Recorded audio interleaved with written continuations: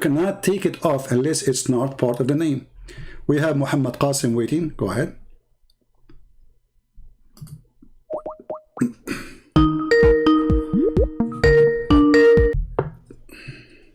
Hello. Hello. Hey, my friend, how are you? Good, good. Bismillah ar-Rahman ar-Rahim. So do you want to have a debate on the breastfeeding verse? Oh, you want to talk about breastfeeding? Go ahead. Yeah, so if you can give me a time to speak. Sure, no problem. I'm listening, my friend. Go ahead. Okay, firstly, you know the hadith that you started off the discussion with, which was about goat eating the verse, that's actually weak. And I'll read the taqreej of it. Yeah, it's weak. If you look, Muhammad ibn Ishaq is narrating with the word an, which makes it weak. You can find the scholars grading it in Shu'aib, Sheikh Shu'aib Arnout. He's classed as weak in the classification of Muslim Ahmed. So this narration about goat eating, that part is weak.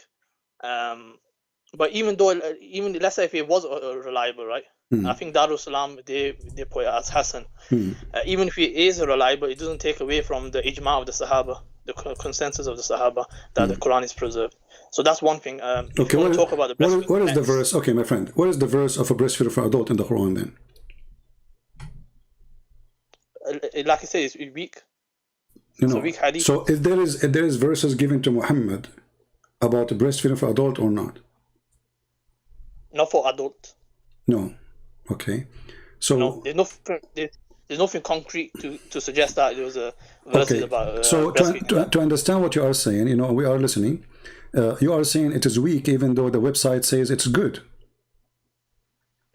Yeah, the scholars have differed upon it, so it's not reliable. So who is the scholar who can decide what is good, what is bad in Islam? Like, it's up to you? No, I've told you this is muhaddith. These are muhaddith, and they have said that this is differed upon. So when something's differed upon, you can't say this is definitely the case. So then you have to back off from that narration, and you can't rely on. But there is tons of hadith in front of us. All of them, they are very sahih, and they are speaking about a breastfeed for adult.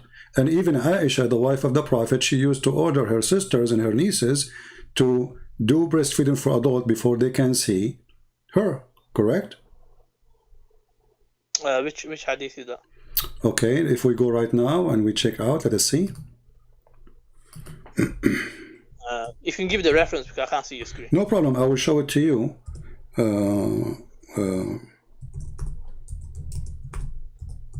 Let me give it to you, and as long as you speak Arabic, that's wonderful. And I find it very funny that Muslims, you just say that the scholars differ in what is weak and what is strong, which means Islam is very flexible. When you see something you don't like, you can call it weak anytime you want, right? So no, if you want to respond to that.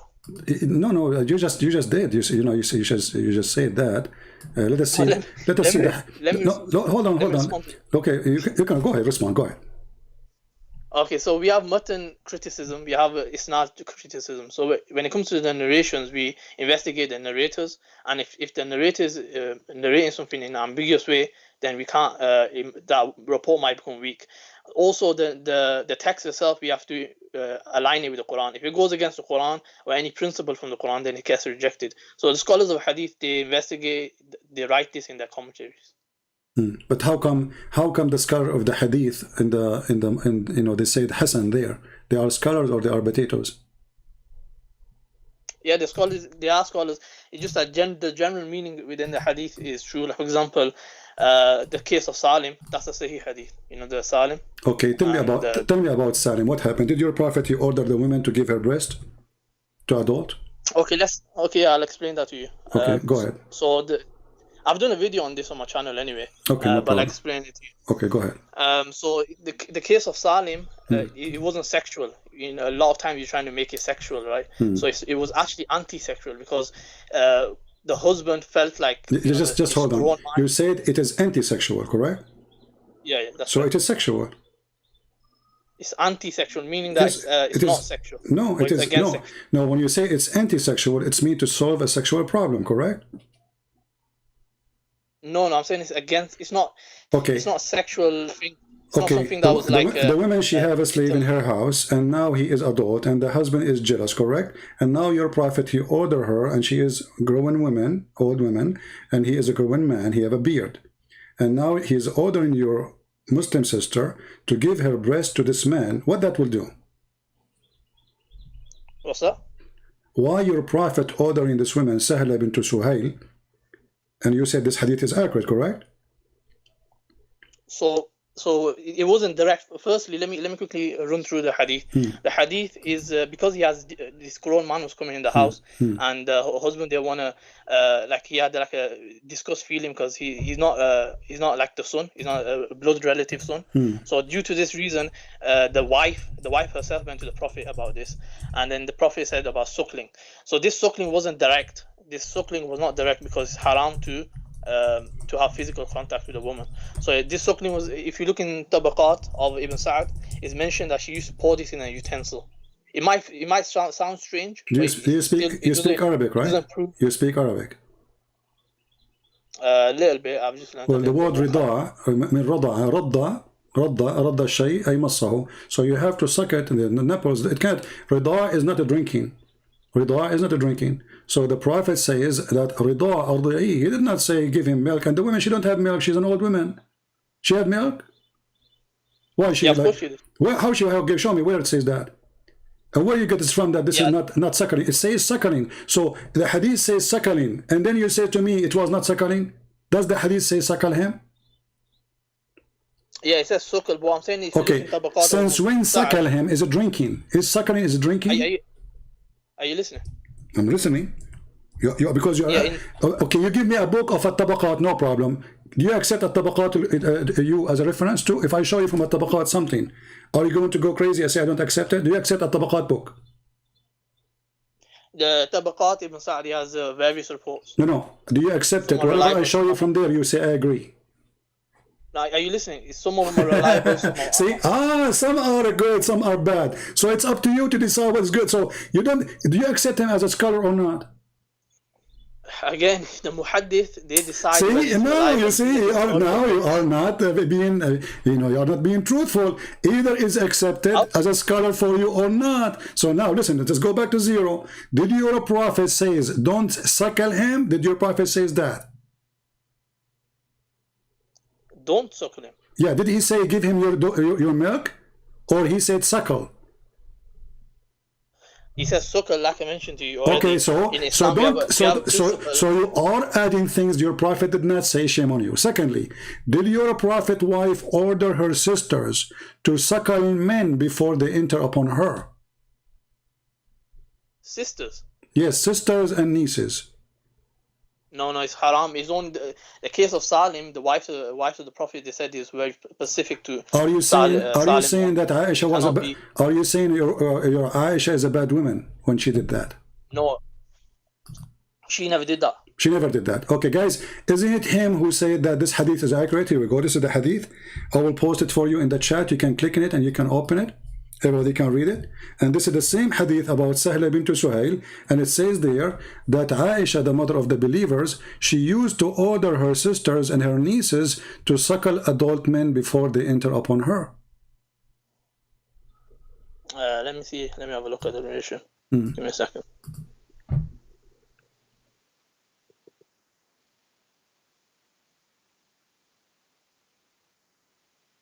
What's the hadith? I'll just find it on the thingy. I can't go back on the screen for some reason. What's the hadith? What's the reference? I just gave you the link. Let me give it to you in Skype. No problem. Hold on.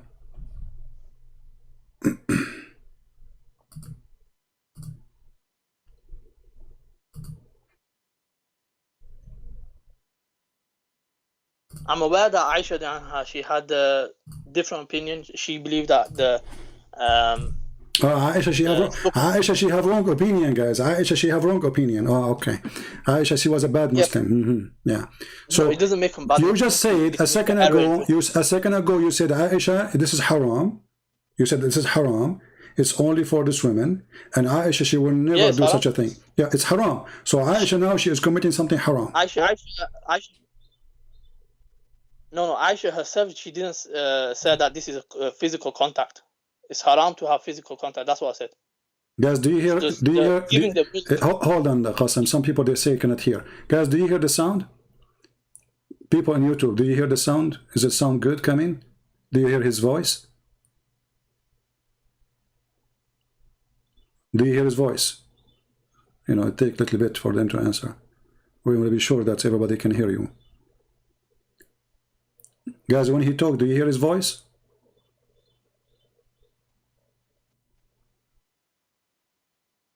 Taking some time for them to answer.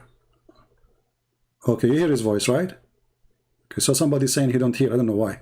Anyway, so go ahead. So Aisha, she practiced that. Why Aisha, she practiced something not right? I've just clicked on this hadith. There's no grading on it. It says Muwatta Imam Doesn't Malik. matter. Doesn't matter. Doesn't matter, my friend. This is your problem. If there's no grading, this is your problem. This is your problem. Here we go. Anything you don't like, you want to have a grade. So when we show you the grading of the previous hadith, you said even though it says Hassan, you said it's not accepted for you, right? So I'll give you a reference. No, you did not give me any reference, my friend, because this person, he have no right to say something not true. Because the hadith says this is, nobody oppose it. And if somebody came 1,000 years after to say, I am against it, well, here we go, you are against it too. And later somebody will say you are a scholar and you are against it. But did Aisha herself practice it?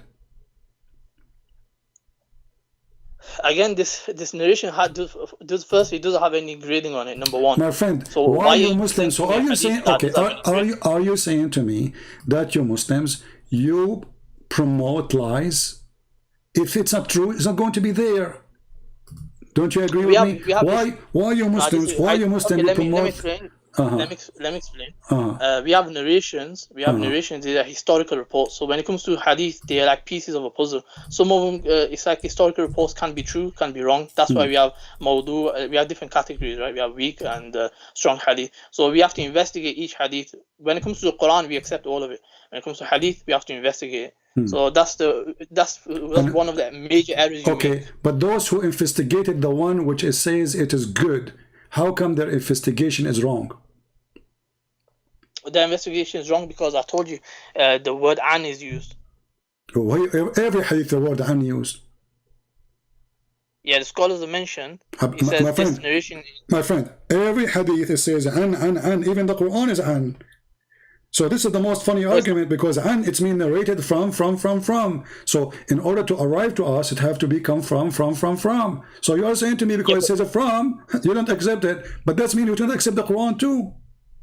No, hold on. Let me respond to that. This narrator is actually known as for doing tadlis, so that's the reason. The practice of missing a link. So he was known for this. Muhammad ibn Ishaq, you can check this out, and that's the reason he was graded as weak. Mufti Taqi Usmani, I believe, he also mentioned this. Okay, is Muwatta Malik is a good book for you? Any hadith book, they have weak hadith, some strong and some fabricated. So besides Bukhari and Muslim, they have certain areas. Few hadith are categorized as weak, but generally. Okay, you know what? So okay. So now we agree that your prophet he ordered women to give a breastfeeding for adult. You agree with that, right? No, not generally. Not all Muslims. Okay, where it says not all Muslims, where it says that. Did your prophet say this is only for you?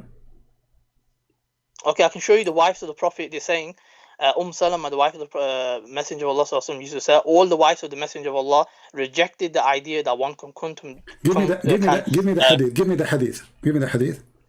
Sahih Muslim number 1454. No, I want you to give me the link because later I don't want you to say I did not give you this link.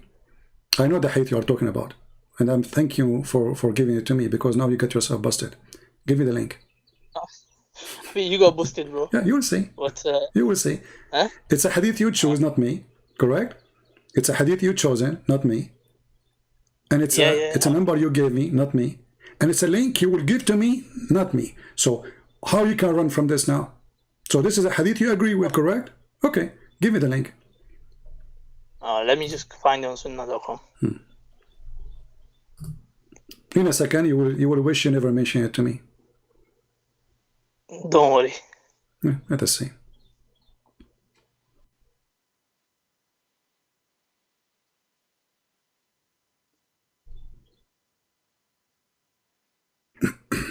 I will post it for everybody too, so they can see it.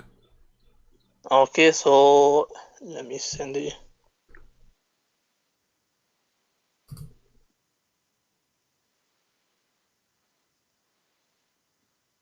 Have you got sunnah.com open? Yeah, just give me the link, my friend. Open it in front of you. I'm using two devices, so I have to send it to the device. You said Sahih Muslim? Yes, Sahih Muslim 1454. 1454, correct? Okay. I will give you the link as long as you have difficulty to find it. So I will give you the link and you confirm that this is the hadith you want, correct? You confirm to me that this is the hadith. Okay, I will give it to you. Here we go. As long as you have difficulty to send it to me, please confirm that this is the hadith you are talking about. Yeah, this is the hadith. All right, that's wonderful. Does it say any grade there? It's in Sahih Muslim. Okay, but does it show grade? Did you not hear what I said before? I know, but does it show grade? I don't think you're listening. It doesn't show grade, but you accept it without a grade, correct? I said to you, Bukhari, Muslim, generally they are accepted. Okay, like all of the hadith, okay, that's Bukhari, Muslim, okay. That's wonderful. Okay, that's wonderful then. Okay, can you read for me the hadith you gave us, please, if you don't mind? Huh? Can you read the hadith for us? Yeah. It says, Salama, the wife of Allah's Messenger, sallallahu alaihi wasallam, used to say to all of the wives of Allah's Messenger, sallallahu alaihi wasallam, disclaimed the idea that one with this type of fosterage, having been suckled after the proper period, should come to them, and said to Aisha, by Allah, we do not find this but a sort of a concession given by Allah's Messenger only for Salim. So they hear that only. And no one was going to be allowed to enter our houses with this type of fosterage, and we do not subscribe. Okay, hold on. She was saying that to Aisha. Why she is saying that to Aisha? Because Aisha, she was doing it. No. How does it make... The other hadith, okay, we just showed you the hadith. Aisha, she is ordering the women, her sisters and her nieces, to do breastfeeding, and now the women, they are disagreeing with her. And you are the one who said to me that they are disagreeing with Aisha, and they are saying to Aisha, this is something we did not find, except it was a license only for this woman, correct? So why they are saying that to Aisha? Because Aisha, she is doing it. Okay, give me 2 minutes, I'll explain. Okay. So this hadith is clearly telling you it's only for Salim. Aisha anha, she had a different opinion where this was extended to other people. Okay, what was the opinion of Aisha? Let me finish. Yeah. So it's extended to other people. However, it's still not direct contact. That's what I'm trying to make the point, that it's haram. If it was a direct contact, it'll go against the Quran. Then it'll be rejected. Where it's against the Quran? How it's against the Quran? Because Quran mentions about lowering your gaze. It talks about who are your mahram and who are not your mahram. And the Quran mentioned too, you can do mut'ah. The Quran doesn't mention mut'ah, but that's a separate topic. No, I'm just showing you that the Quran have a lot of crazy stuff. So chapter 4, 24, chapter 4, verse 24, it says you can do mut'ah. So what is the point of covering your chest and then you order them to go have sex around for 3 days, 3 nights? I've actually went through your video about mut'ah, and I've actually deconstructed it. It's on my channel as well. Here we go. So everything in your channel, but you can't do it now. Why it's in your channel? What do it now? So I've already done the best. No, my friend, you cannot. Here we go. Did your prophet allow the mut'ah? Yes or no? Mut'ah is haram. It was allowed in a specific state. That's a separate topic. It's a separate topic, but it's connected. It's sexual. So what kind of a prophet? Okay, what kind of a prophet he allowed it? Now let's go back. Let us go back. We will go back to the mut'ah. Hold on. We'll go back to the mut'ah later. Now let us see. Did Aisha, according to the hadith, the one you don't accept, order her sisters and her nieces to do breastfeeding for adult? Yes or no? Like I said, I haven't seen this grading. Even if she did, okay. But like I told you, it's not direct contact. Okay, where it says it's not direct contact? Can you show us? I told you Tabaqat ibn Sa'ad. No, this is a guy giving his opinion. He was not there. He doesn't exist from the time of Muhammad. This is a person who was born 100 and hundreds of years after, making a book. I'm asking you, does it say anywhere in the books of hadith that there's no direct contact? Listen, the Muhaddith Ibn Hajar, he actually concluded this. He said my friend, but he is not. Was he there, the person who concluded that? Give me a second. No, he analyzed his reports, and he wasn't there, obviously. He's Okay. Ibn Hajar. So you know, I can give my opinion now. Who care? You know, even if I'm a scholar, but there's nowhere the Prophet of Islam says arda'i. Arda'i mean to suckle him, and you agree with that, correct? Like I said to you, if this report is saying what you're saying, my friend, we reject it. The word, it's going no, against the word in Arabic. Does it say arda'i? Suckle him? It says, yeah, it does. Okay. Are you saying your Arda'i. Prophet, he don't know Arabic? He's using the wrong word. He said suckle him, but he don't mean suckle. The audience understood what he meant. And the narration, let me quickly, my friend, let me quickly mention the actual narration. Arda'a means suckle, and you agree. So your Prophet says suckle. He didn't say to him, give him your milk. Can I mention what's mentioned in Tabaqat? Okay. It says Sahala would pour her breast milk into a utensil each day for 5 continuous days, and Salim would drink from it. He did not directly drink from the breast of Sahala, as he is not permitted to expose one's aura in front of a non-mahram adult, let alone have him sucked. And this actually consensus with all the scholars. Like it Qurtubi mentions this. So now we should not, says, okay. So now we should not follow what Muhammad said, because what Muhammad said is blind and it's deceiving. So we have to follow what someone who wrote a book 1,000 years after explain what Muhammad said. And Aisha, the poor woman, she was practicing what is wrong because her prophet, her husband, did not explain to her. But the guy who came 1,000 years after, he can explain better to Aisha. And he understands Islam better than... Principles.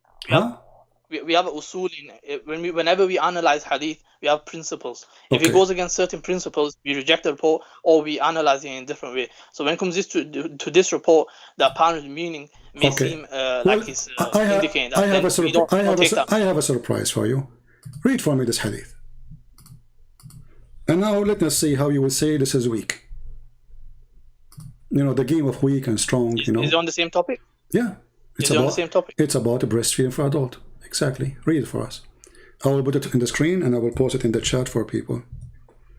Read the hadith for us. So it says, Salama said to Aisha, a young boy who's at the threshold of puberty comes to you. I, however, do not like that he should come to me. Whereupon Aisha said, don't you see in Allah's Messenger, my mother for you? He also said, the wife of Abu Hudayfa said, Messenger of Allah, Salim comes to me, and now he's a grown-up person, and there is something that rankles in the mind of Abu Hudayfa about him. Whereupon Allah's Messenger said, suckle him. So what's the issue? This is the same thing that's mentioned about Salim. That I've already explained. But, okay, so Aisha was practicing. You said, no, Aisha should not do. I said she had a different opinion. No, you said she did not do that. Aisha, you remember when I told you why the Salama, she is saying to Aisha that, obviously because she is practicing that, she said no. You said that. You said no, she was not doing that. The hadith here confirmed that Aisha is telling the Muslim women, including the wives of Muhammad, that we should follow the steps of the Prophet. He ordered these women to do such a thing if somebody want to enter upon her. Correct? So Aisha, she's going around telling the wives of Muhammad, you should practice this because we should follow the steps of Muhammad, the messenger of Allah. Correct? Does it say that? Yeah, so... Okay. Is that a da'if hadith? No, it's a Sahih hadith. Okay. So now Aisha, she is the wife of Muhammad, and she was doing that, and her husband did not say to her, don't do it.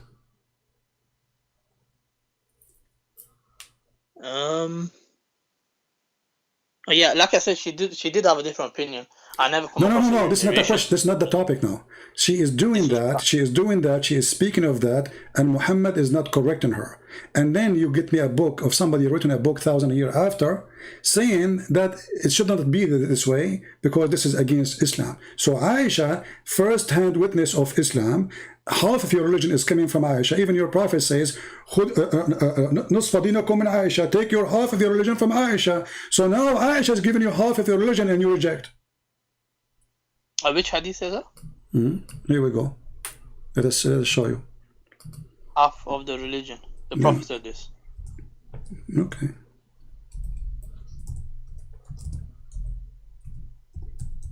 You never heard of it before? I don't know, I never come across it. Sounds interesting. Very interesting.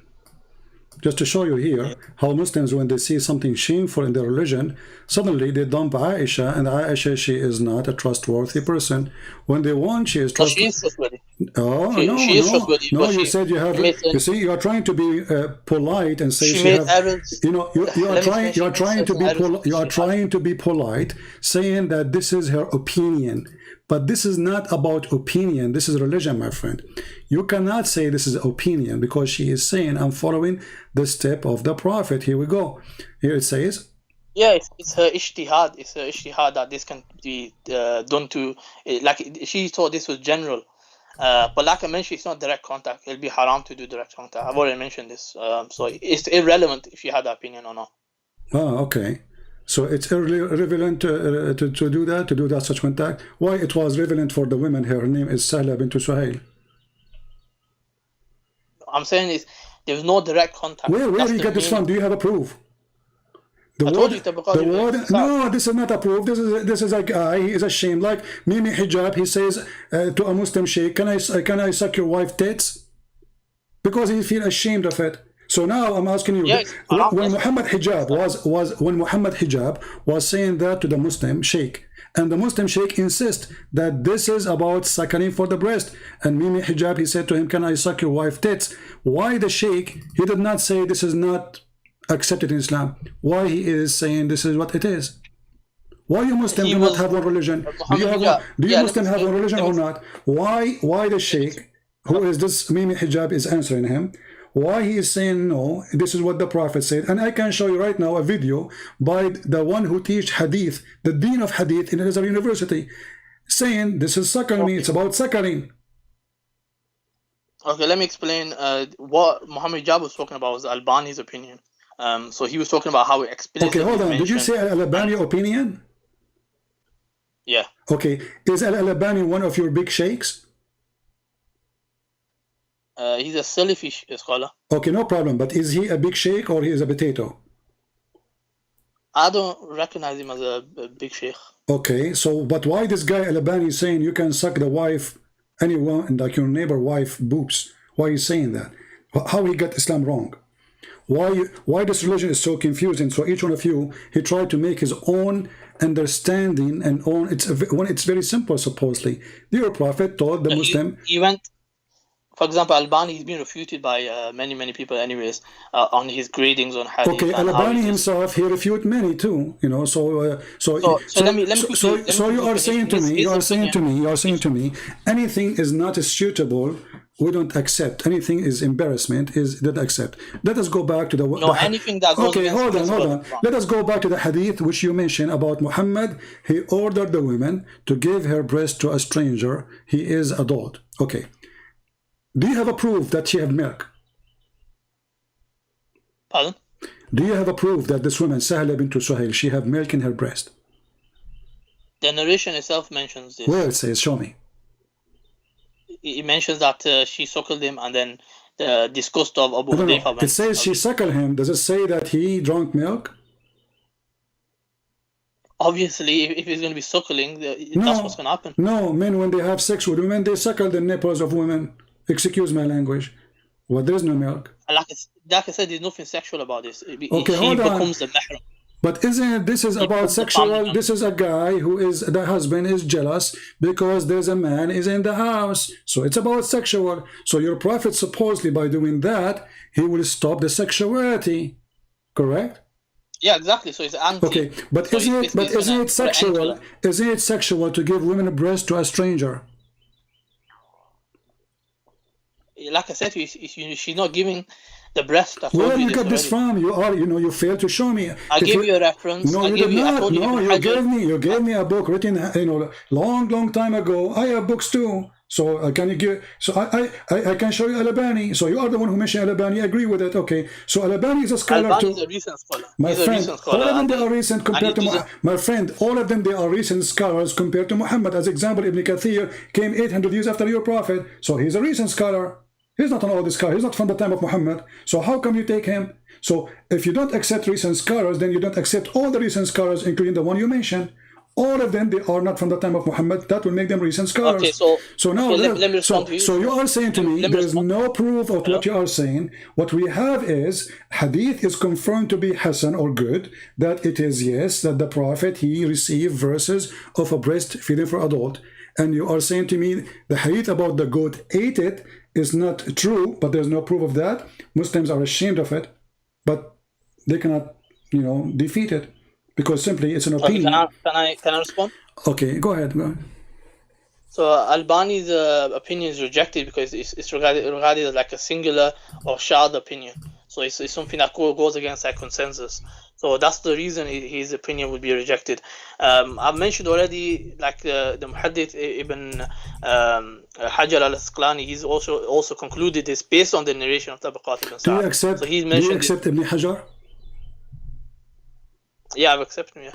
So if I show you now something he said, you will say I accept? So you went on a different topic? Are you no, just to show the hypocrisy. It looks like you're running away. No, you are running away. Do you accept him as a scholar, whatever he say, you accept him, or only in that line?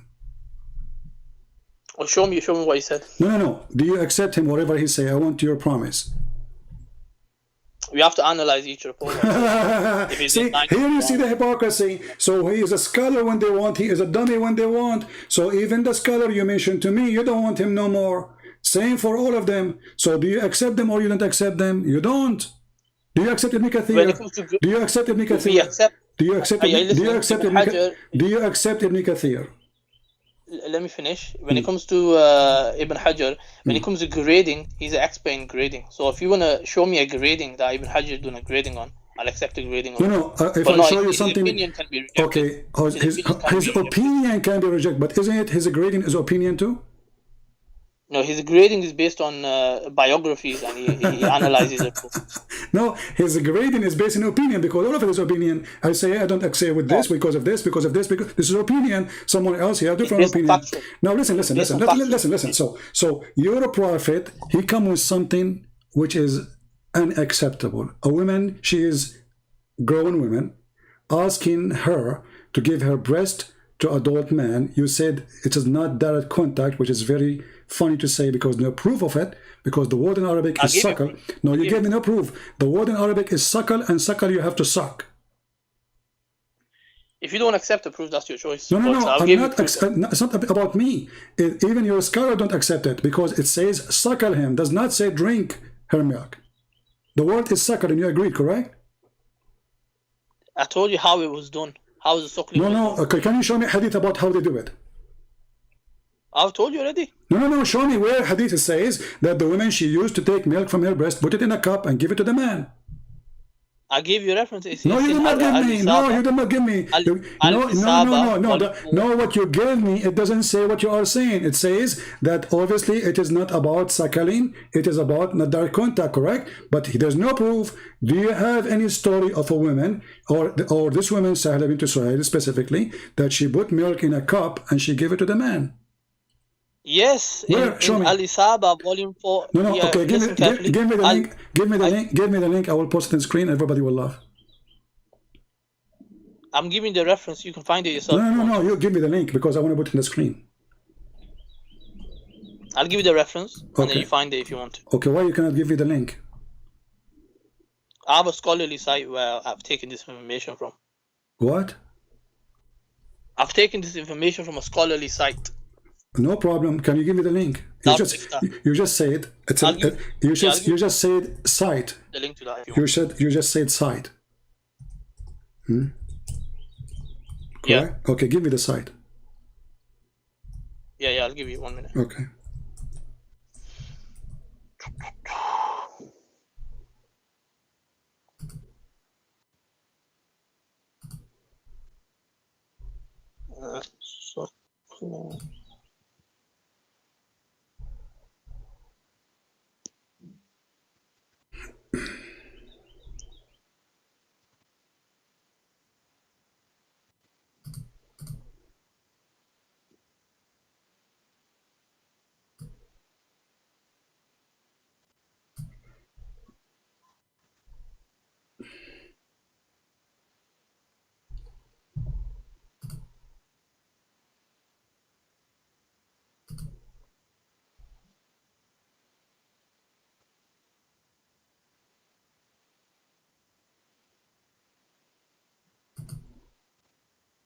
Okay, I've got the site. I'm just going to copy and paste it. Post the link for me, please, in Skype. Okay, so I think I mentioned enough what I needed to mention on the topic. You can check it out. So I'm gonna, inshallah, head out. All right. You know that because the point we want to show it to everybody, so they can see what we are talking about. All right.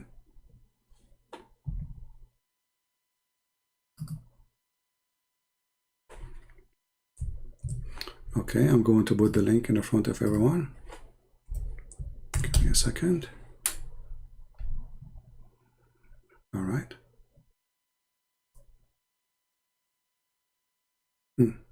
Okay, where it says what you just said, that she did take milk and put it in a cup. The hadith you gave me in front of you, it says suckle him. This is your website, correct? It says literally suckle him. Are you there? Hello? Oh, call ended.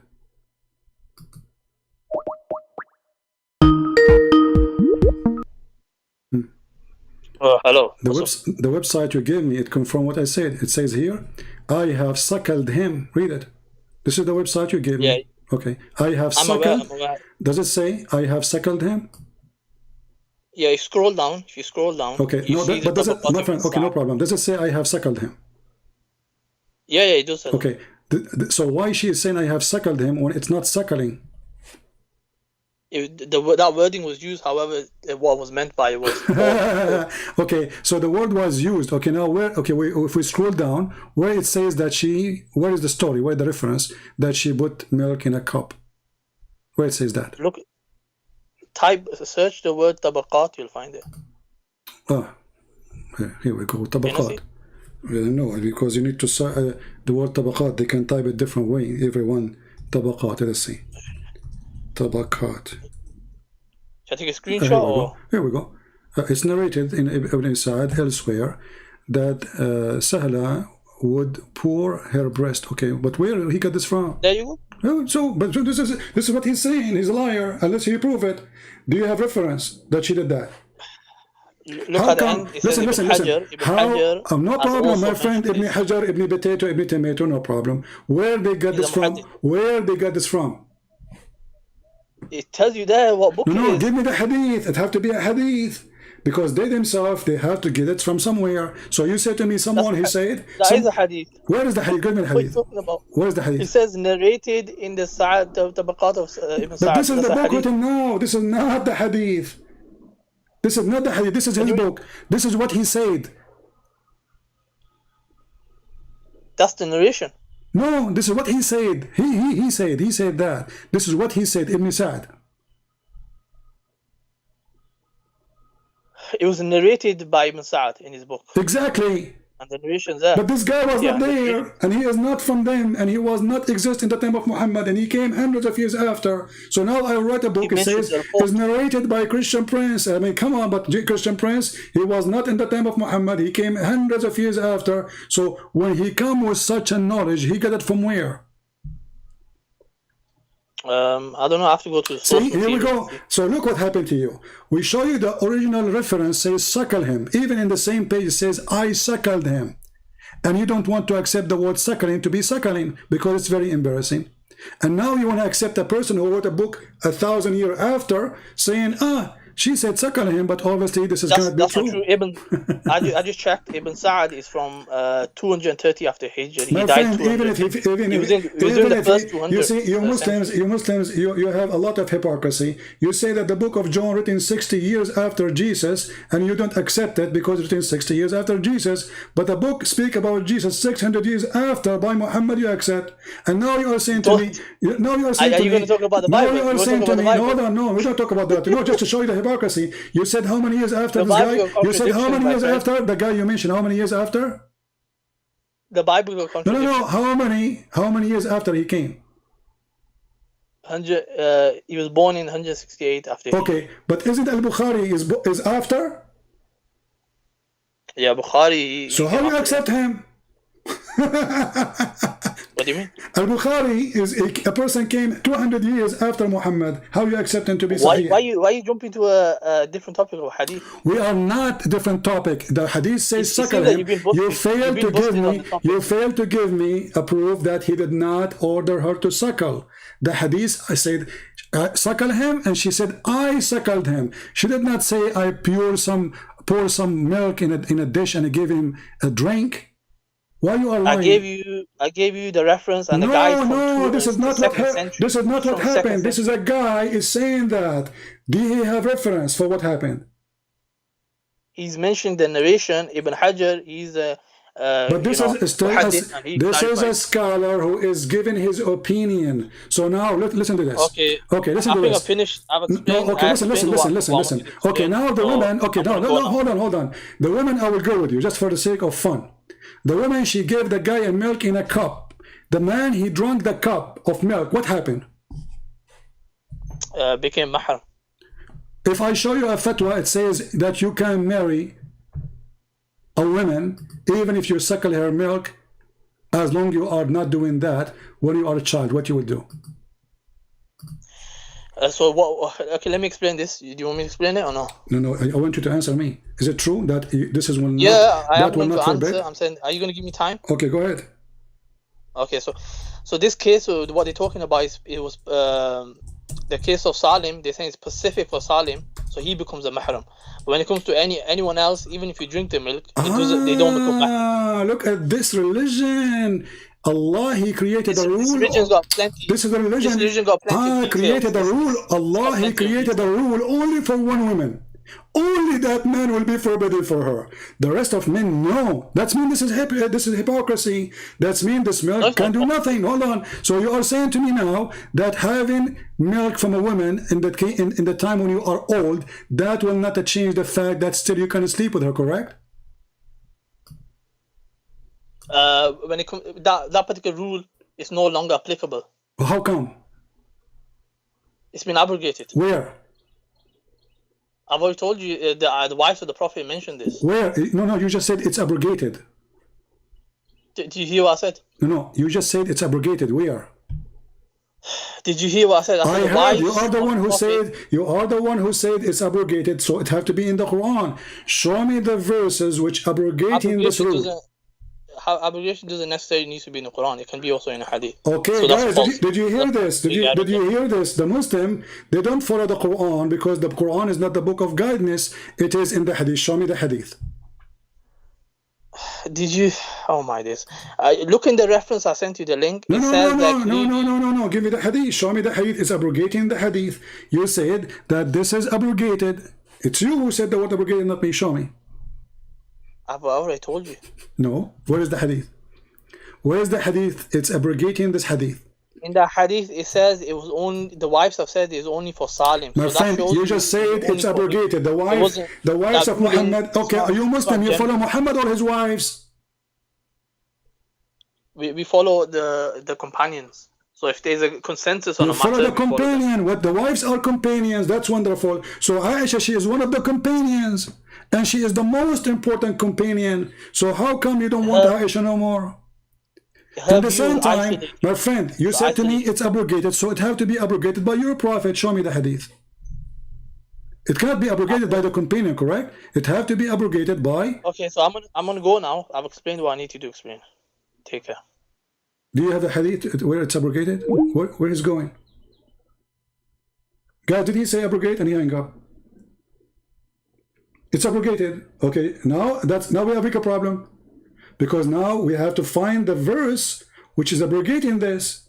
So we have hadith saying that those are verses sent down by Allah, not a hadith. Verses.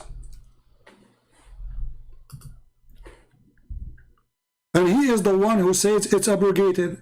And actually even the hadith here in front of us, it says it's abrogated. Where is the verses of abrogation? Read the funny Islamic statement. It says, these verses abrogated by recitation.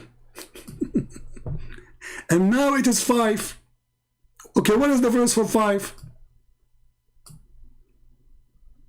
And in order to say it's abrogated, that means it have to be not a hadith, because you cannot abrogate a hadith. Abrogation happened only the Quran.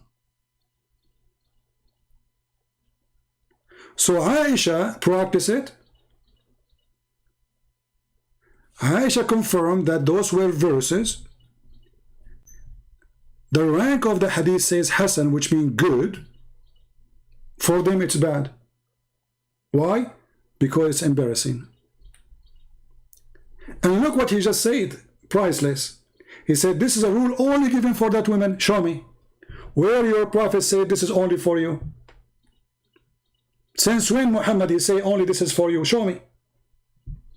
Isn't it Islam is for all mankind? Suddenly now there's a special book only for this woman? No, it's only for that woman. Yeah, and she did not suckle him. She gave milk. Okay, where? It says suckle him. And he hang up. Where do you go, my friend? Let me call you back. We just started.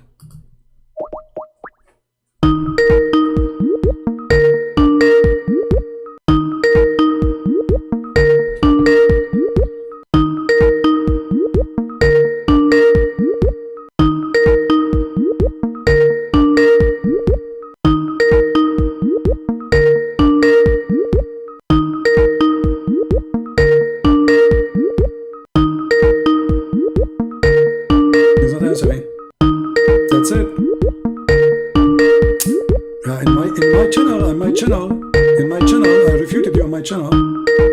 Yeah. Okay, will not answer. That's it, he's gone. Bye-bye. And by the way, he's welcome to... I think this is the same guy who brought me this sheikh from New York. Isn't this the same guy? You remember the sheikh from New York? Who made him falafel? I think this is the same guy who brought his sheikh to contact me. But look what happened now. Obviously, Muhammad is a crazy man.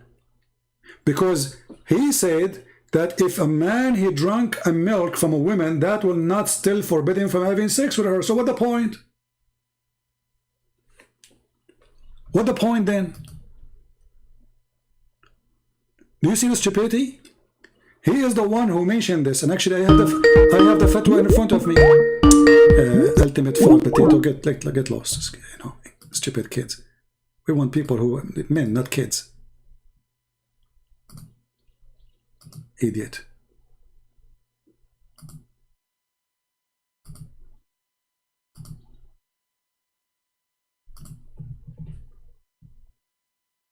Stupidity is amazing. Do we have any Muslim who would like to tell us something good about his religion?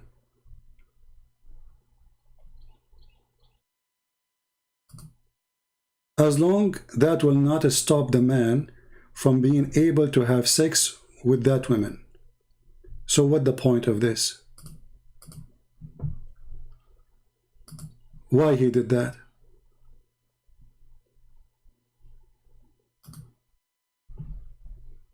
Any Muslim can tell us? What the point? Crazy, sick, mental illness. We just heard him saying, no, he can still have sex with the women. Oh, but only that woman. He cannot. Why? And where it says in the whole story, this is only for that woman.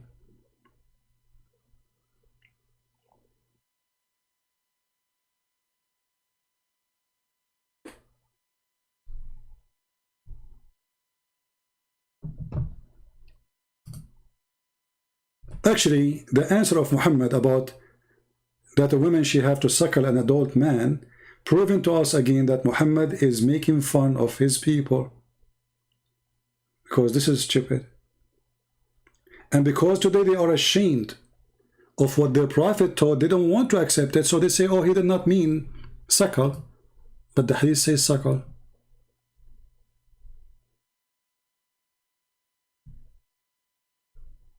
And the biggest scholars of Islam, the one who teach hadith right now in Egypt, they say, yes, this is what it says.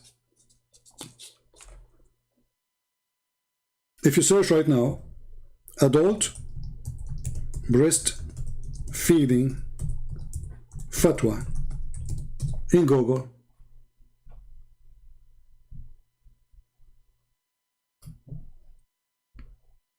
it's all over.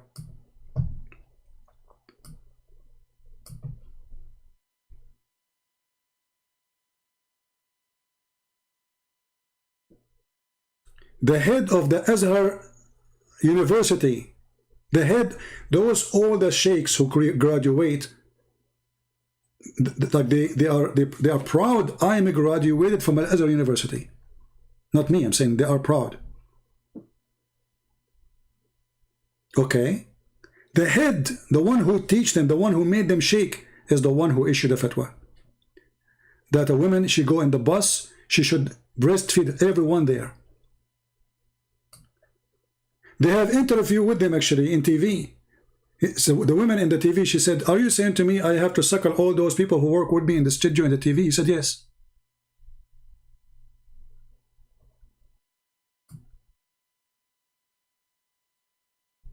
And all the story reference says that this woman who we are talking about, she is not a young woman. She is over the age to have children.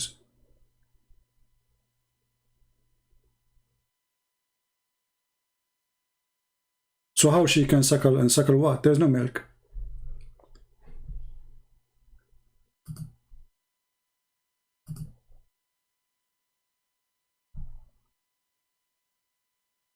So Qasem, why you hang up, my friend? Why you did hang up? I don't understand. Where do you go? We did not finish.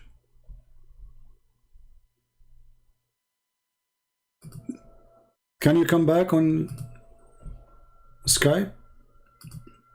And I will not ask you a question. You know, you tell me something. You know, we will change the topic. We spoke about it enough. What about Muhammad Qasem? He called us again and show us a clear proof that Muhammad is a prophet. What do you think, guys?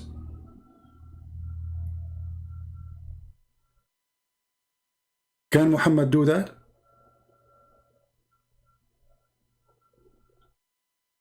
When somebody says that he have a prophet, this is ultimate fault, I think. Yes, Ultimate, how are you? Hello? Hello? Yeah, stupid idiot. Even your voice don't come. Let us see if Muhammad Qasem, he can give us any proof of his choice that Muhammad is a prophet. You see, we are giving him an ultimate freedom from ultimate boy from Nigeria to give us any reference of his choice. Muhammad is not a prophet. Muhammad is not a prophet. Even Muslims don't believe he's a prophet, and we can prove it. Simple. He is not answering. He's typing for him. Muhammad Qasem is typing for me, but he is not answering.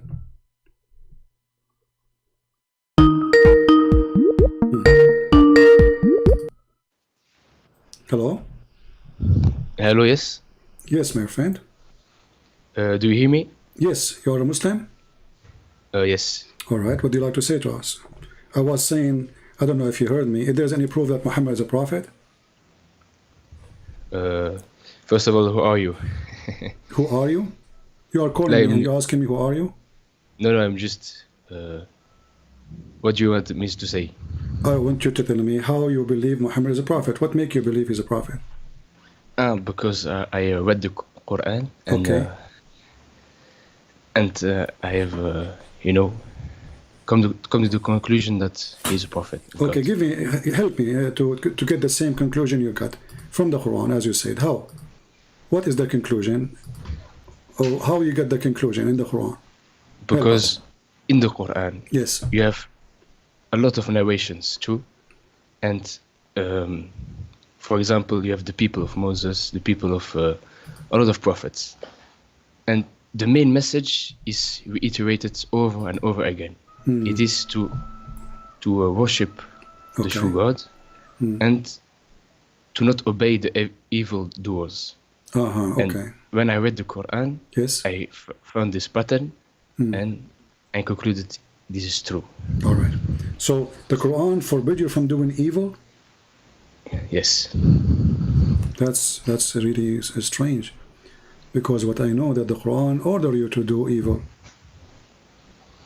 Yes, where?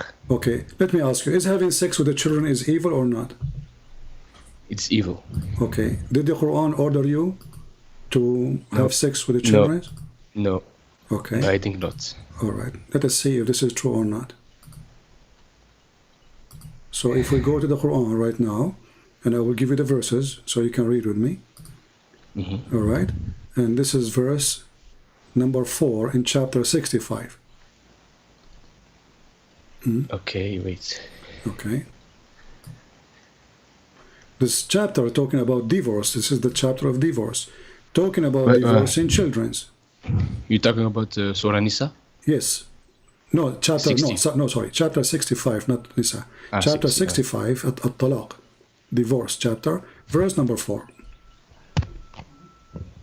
Okay. Wait. 64. Yes.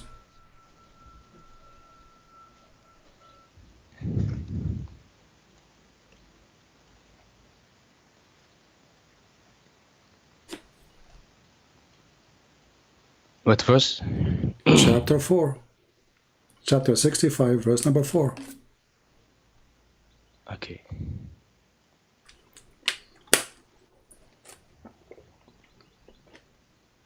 Number 4.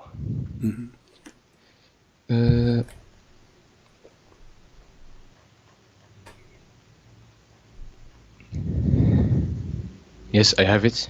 Okay, is that about divorcing children's? No, I don't see such. Okay. Do you like who explained the Quran for you? The scholars, correct? No. Who explained it for you?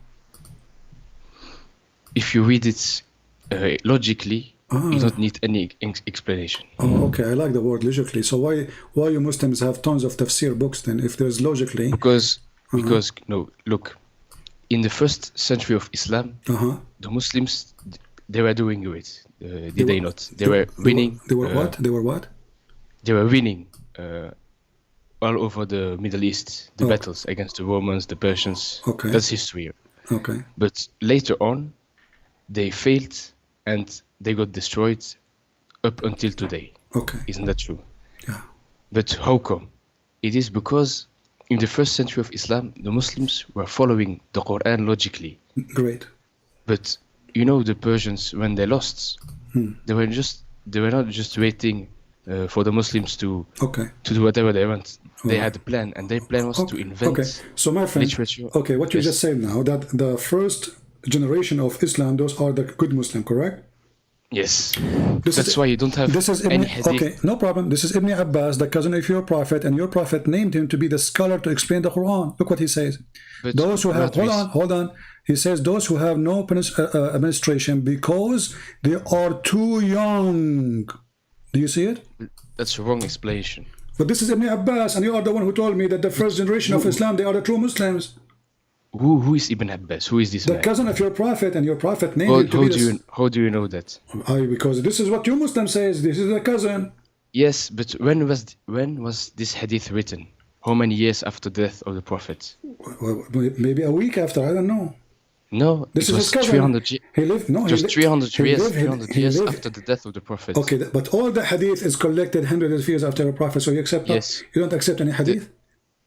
I don't accept any hadith. Okay, all right. So did you hear the hadith? It says that there's no there's no difference between the black and white hadith. I don't accept any hadith. You don't accept any hadith. Okay. So as long as you don't accept any hadith. Yes. Do you know Arabic? A little bit. So how you understand Islam then? But just by reading the Quran. By the way, when you say Islam, but you don't know Arabic. How you can read the Quran? Look. You don't need. Okay, look. The Quran says it is sent to all mankind: the Chinese, the Indians, everyone. Where it says that? Where it says that?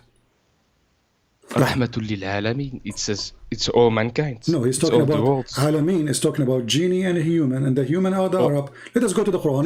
You are the one who said that you accept only Quran, correct? Yes. All right, that's wonderful.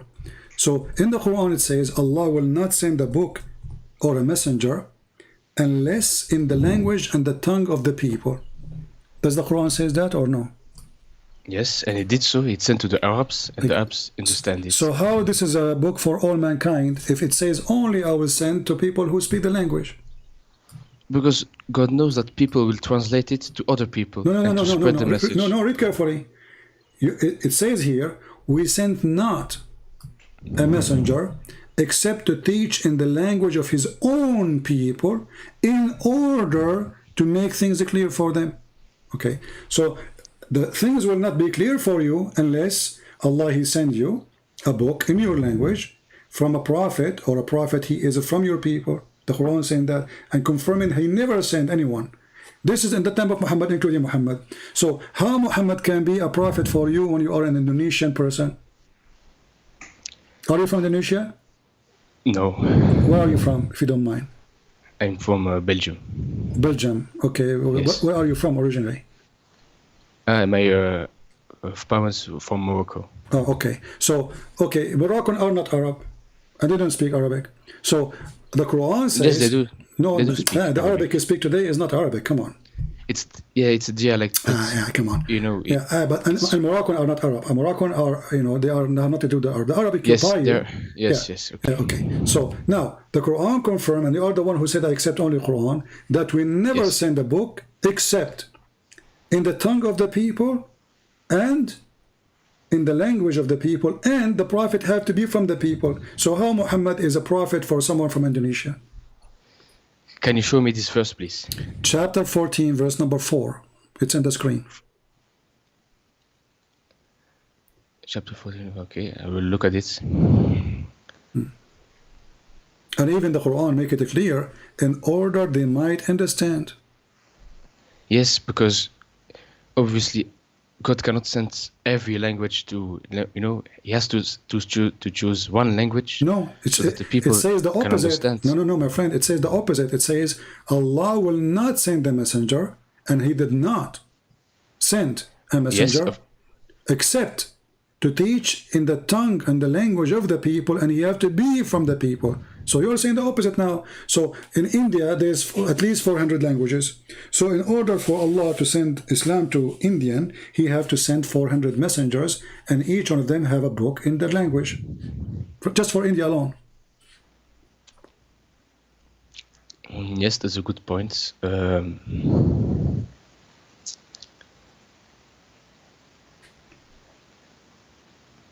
Yeah, verse 4, okay.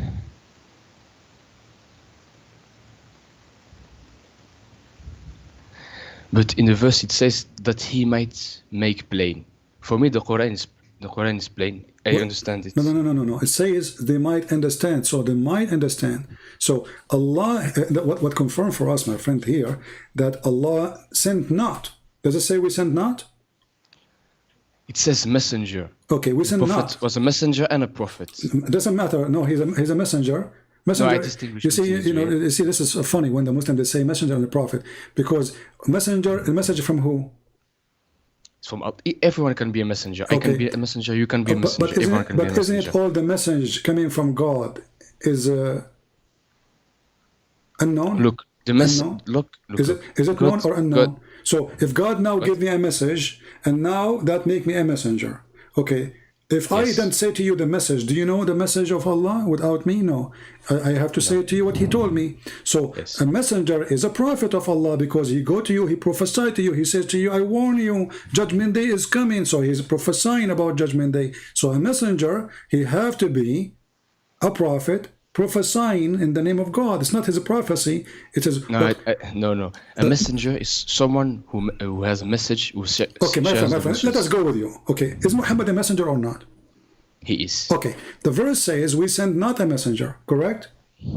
Yes. Okay, so Muhammad is included. Muhammad is included, yes. Okay, so we send not a messenger, including Muhammad, except to teach in the language of his own people in order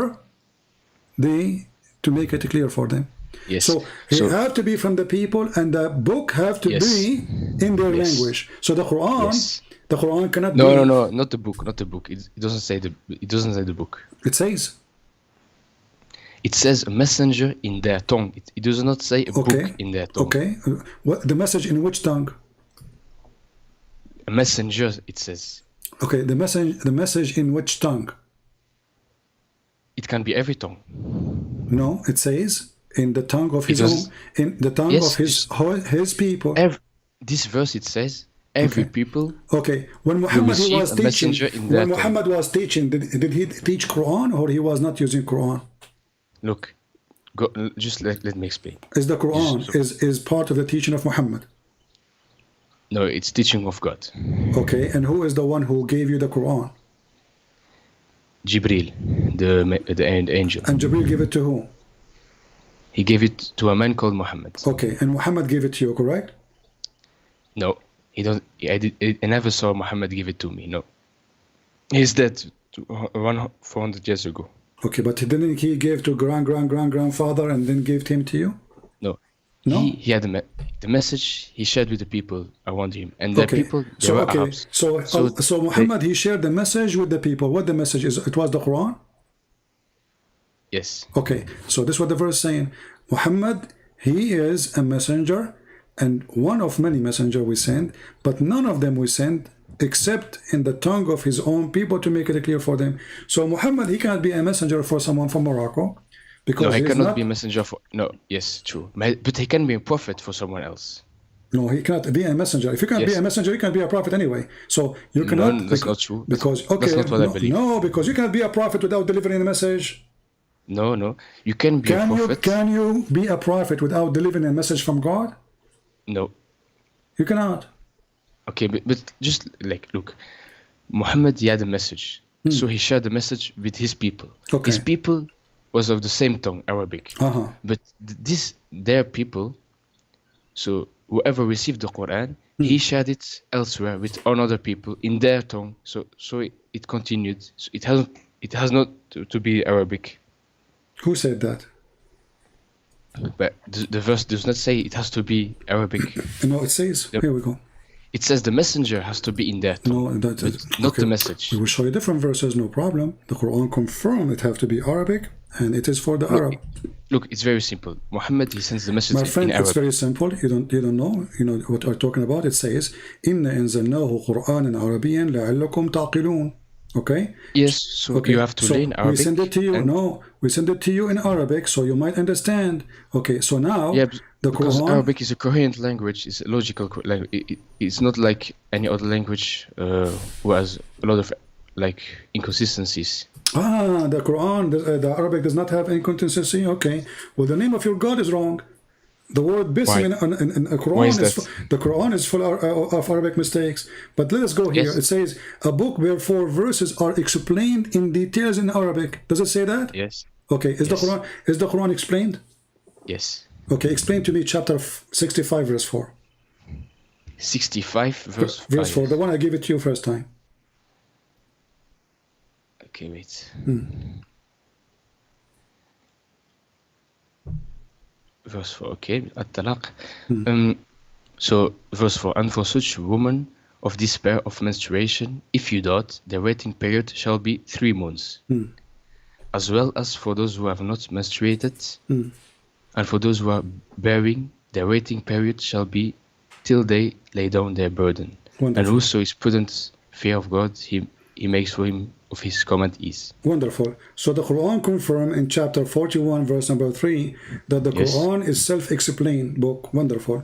Now I gave you a chapter 65 verse 4. It says women who they never have, or like females who they never have. No, it does not say never have. It says, and for such of a woman of despair of menstruation. So these are women. No, read before it. Read before it. Sir. And those who did not have menstruation ever. Those who never had menstruation. Yes. Okay. But that doesn't mean they are a child. That doesn't mean that. There's a lot of women who did not have menstruation, but they're still in their 20s, in their they have a medical problem. Don't you know that? But those are rare. What? Those are rare. What? Rare. Very rare. Yeah, rare. Like very few. They have such issue. Usually women. But it exists, and so God has to mention it. But did Muhammad marry a child? She is 6 years old? No, he did not. Why not? Where you get this from? Because the Quran says you can only marry with woman. And woman is mature age. It says in the Quran. Listen. So why all the scholars agree that those are too young to have menstruation? You see, I showed you Ibn Abbas, the cousin of the Prophet. I can show any scholars, all of them, they agree that those are too young to have menstruation. And now we are talking about divorcing them. So why the scholars of Islam, they say this is about two young girls, and you are saying no? How come they are wrong? Why would you listen to the scholars of Islam? Why would you? Why I will listen to you? Are you a scholar? Don't listen to me. Just read it for yourself, and we did read it. Okay, we did read it. It says women who did not have their menstruation, female who never had their menstruation. Okay, so you said those are women who have, they have like illness, so they did not have menstruation. Do you have a proof? Look, the verse says the spell of menstruation, so that means these women never. It says speak about different two kind. Those who they are lost hope of menstruation, because obviously they are old, and then it says you have to wait for them. By the way, why you have to wait for them 3 months? 3 months. I don't know. No, look, 3 months. 3 months to confirm that they are not carrying a child in their womb, correct? Yes. But what kind of God he think that it takes 3 months to know? Maybe. Wait.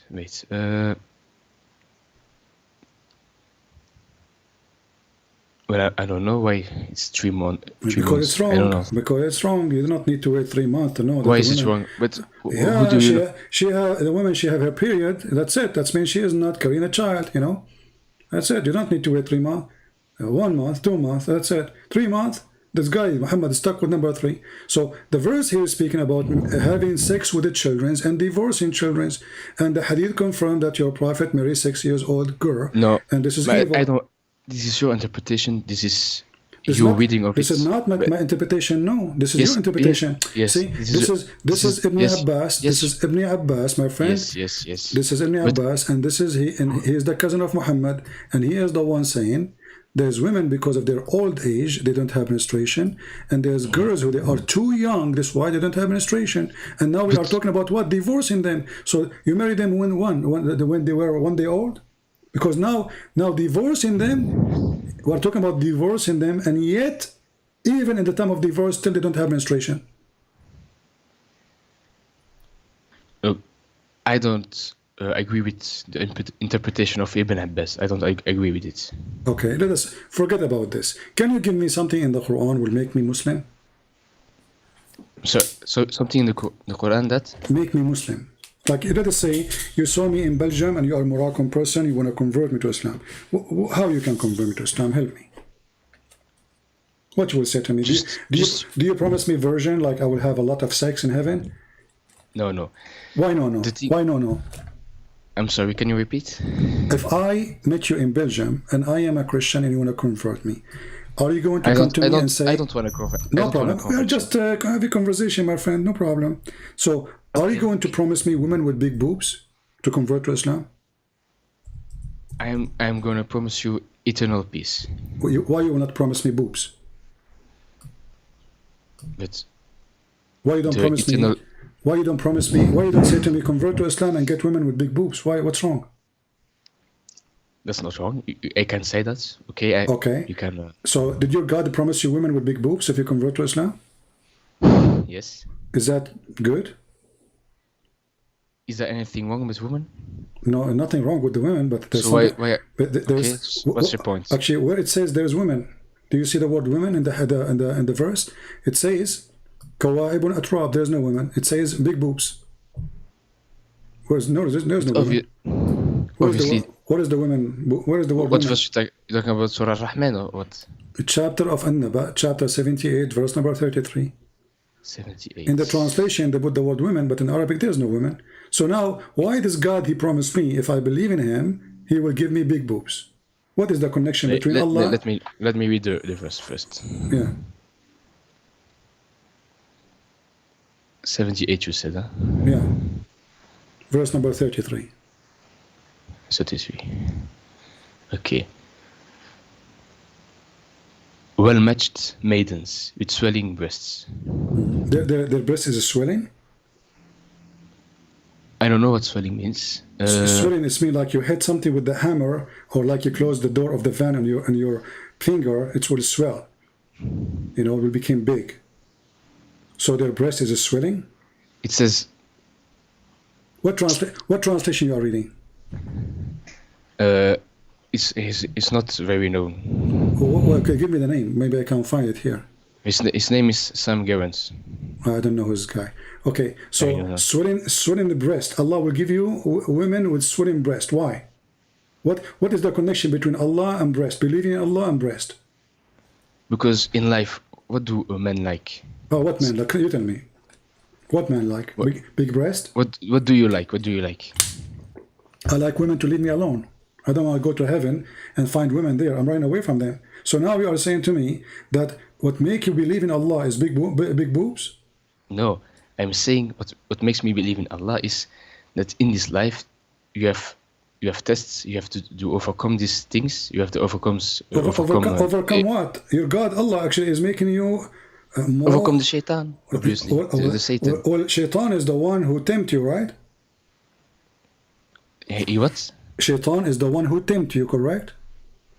He thanks me. Tempt. He tempts you. Tempt, yeah. Tempts. Yeah. Okay, but yes, but isn't it Allah now? He is tempting you by big boobs. No, he's promising. He's not tempting. But this is okay. Shaitan, he promised me too. Shaitan, he promised me if I follow him. The shaitan, he promises and he tempts. Yes. Okay, Allah, he is promising you because he did not give you the big boobs yet. Did you have them? No. Okay, so he is promising you. It's for the future. In the same time, it's temptation because you said this is what men like. Correct? No, because that's not temptation. Because I will have to trust and to wait a long time before. No problem, but still it's temptation. So now you are patiently waiting in front of the door of Allah. So one day He will open and the boobs will come in your face. Like boing, boing, boing, boing, they hit your face. And like the party time. That's what you are saying to me. Patient, you are patient now waiting for the boobs. Are you waiting for Allah or for the boobs? For Allah. Okay. So what's the connection between Allah and the boobs? The connection is that Allah, He created Adam. And He created from Adam his partner. Okay. And so that you can have tranquility. Well, he should have promised you. He should have promised you then the same as he promised Adam. Eve, a woman, you love her and she love you. That's it. But he is not promising you Eve. He promised you women you do not know. And he is promising you that, look what he described for you. He says that their vagina has never been touched by a genie or a human. I don't want to use the bad language because the Quran uses bad language. Why is that? Because the Quran uses bad language. No. Oh, let me show you. Here we go. Why Allah describing for me what is inside the vagina? So now we knew that they have big boobs. And now he is describing what is inside the vagina. Where do we find that? Well, all over the Quran, my friend. Here we go. Let us show you. You can read with me in the screen and people will see. Read with me. Voluptuous women of equal age. Chapter 55, verse number 56. Wherein both will be, those median, restraining in their gallants upon their husbands, whom no man or jinn yatmuthahun. Between two brackets, he opened their hymens with sexual intercourse. So Allah is telling you, He is telling you what is inside the vagina now. He described what is inside the vagina. Why he's doing that? Why he don't say virgin? Why he describe what is inside the vagina? Wait. Restraining the hands of the husbands. He does not describe what is in it. No, he described because he told us that the skin is inside the vagina is never been broken. Correct? Yes. Okay, so, and they did not bleed. Okay, so Allah, He described for us, not the women, He described for us their vagina. The state of the women. Oh, no, the state of the vagina, not of the women. But it is part of the woman. Okay, do you see the women there? Do you see the word women? It says those, but it's referencing the woman. Okay, referring to women, but it's speaking about their vagina. Okay, so now Allah, all what He did, He described for us big boobs and described for us a vagina. What is the women? So you said all the Quran talks about is just this. Well, you tell me. Okay, well, do you see anything else? Look, read with me. It says here that Allah, you are going to have a coat or a dress made in Iran. But Iran, at that time, they were, Persian kuffar. So, you istabraq, you will wear a green silk made in Iran. And then right away he jump about the vagina. What is the connection? I have not studied this. Read with me. It says here that in the heaven He promised you, every Muslim, he will have two paradise. Two paradise. Why two paradise? What you would do with two paradise? You prefer to have two gardens instead of one. You have two paradise. Why two? Because two is better than one. Okay. Why about? But then that's mean three better than two. Yes, but maybe it symbolizes something else. I don't know exactly. Yeah, in the hadith it says one is made from silver and one is made from gold. But I said to you, I don't accept the hadith. Exactly, So but you just said, you are the one who says you do not need the hadith, you need the Quran, you can explain. And now you are saying to me you can explain. But I have, look. So you will have to have no problem, just let it go. And then right away your God, he jump and he says there's branches in the heaven. Well, I have branches in my yard. And then look, okay, and there is two spring of water flowing. There's two spring. What does that mean? So who care? And then there's from every kind of a fruit, two kind, male and female. That's funny and stupid. And then he says, and then he will be sitting on a couch or in a bed, and those beds are covered. The fabric of it made in Iran. What does that mean? That's the recompense. Okay. What's the problem? And then right away he jumped that there is vaginas who nobody touched them. Yes. Okay. And how the vagina look like? So, I'm sorry? How the vaginas look like? Do they look like rubies?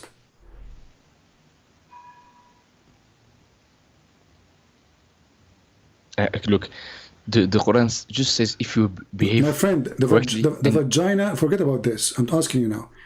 Does the Quran describe the vagina how they look like? That they look like rubies and coral? Yes. Okay. Why you need a vagina look like ruby and coral? I'm sorry, why? Why what? A vagina look like ruby. I mean, what does that mean? Because it's precious. Okay, so now all the women is made of ruby and her vagina is made of ruby and she is made from coral. Is she made from coral or like coral? It's whatever you want. You are in the paradise, you decide what you want. Oh, you can redesign it. I feel, okay, whatever you want. That's wonderful. Okay, so now, why this God is making us talking about food, dress? It says they are not rubies. They are like. Okay, rubies, they are like. Are you saying Allah is lying? Are you saying lying? They are like it's rubies. Like you say. It's like you say. My son is like something very like a ruby. It's like your son is precious. It just mean that. Okay, they are like rubies. But is ruby? Yes. How women they can be like? It's a metaphor. It's a metaphor. Exactly, it's a metaphor. But he's describing us. Is the women metaphor or they are real? The women what? Are they metaphor? The women or real? They are real. Okay, so what is the metaphor of a vagina which look like ruby?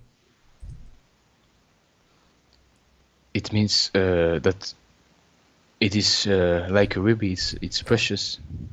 It's a precious vagina? Yes. Wonderful. You know, I'm converting, by the way, because now we heard that there's a God. He will give us women, they are like rubies and their vagina look like rubies. And this is my dream. You know, I was afraid that women vagina, they are not like rubies or coral, but now Allah, He convinced me, yeah. So this is what will make me become a Muslim? Okay, No. What if I don't become a Muslim? What Allah will do to me? But you don't even know what Muslim means. What does Muslim mean? You tell me. Go ahead. Muslim means someone who submits. Where it says that? Where you learn this? It says min al-Muslimin. It says that what Muslim. It comes from the root word salam. Islam. It means submission. No, my friend. Salam is the opposite. Salam mean, you know, peace. Islam mean to surrender. Yes. Okay, so it's to surrender to God. Exactly. Don't you want to surrender to God? So you surrender in war. You don't surrender in peace. So you surrender. You don't. You see, the Muslims, they lie to us, or maybe by mistake, or maybe because of their ignorance. They say that the word Islam mean submission, but the Quran confirmed that the word Islam mean to surrender. As an example, in chapter 48, verse number 11, and chapter 48, verse number 16, confirm to us that either you surrender to Allah or we will kill you. Right? No. Okay, here we go. Let us go to chapter 48. Open the Quran with you from your side. 48 outside? Yeah. What verse? Sorry. 16. 16. Yeah. Say to the wandering Arab, who they left behind, those who don't want to join Islam, you will be called against folk of might powers to fight them until they surrender. This is the word Islam, translation of the word Islam, Muslimun. So you fight and then they surrender. Then those people, they surrender to Islam. What happened to them? Do you remember what happened to them? They will get fight. No. Those who surrender to Islam, they became Muslim, right?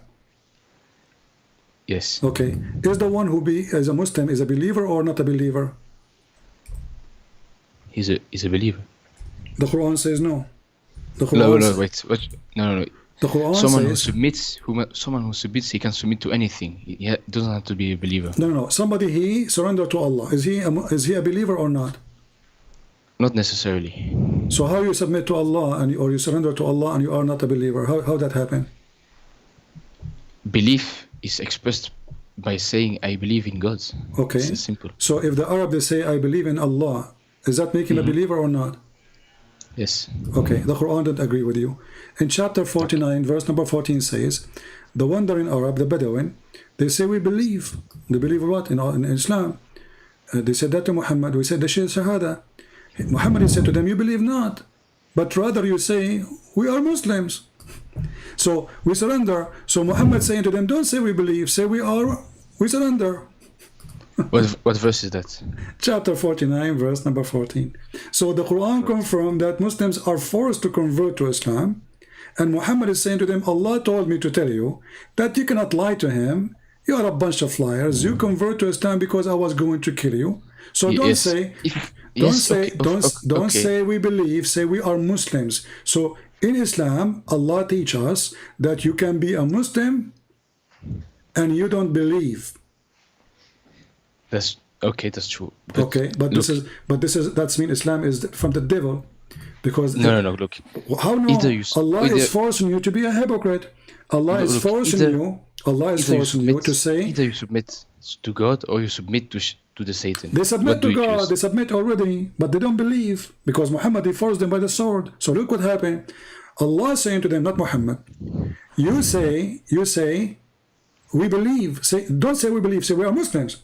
So the Quran teaches that a Muslim is someone who don't believe. A Muslim is someone who say I'm a Muslim. Do you see it?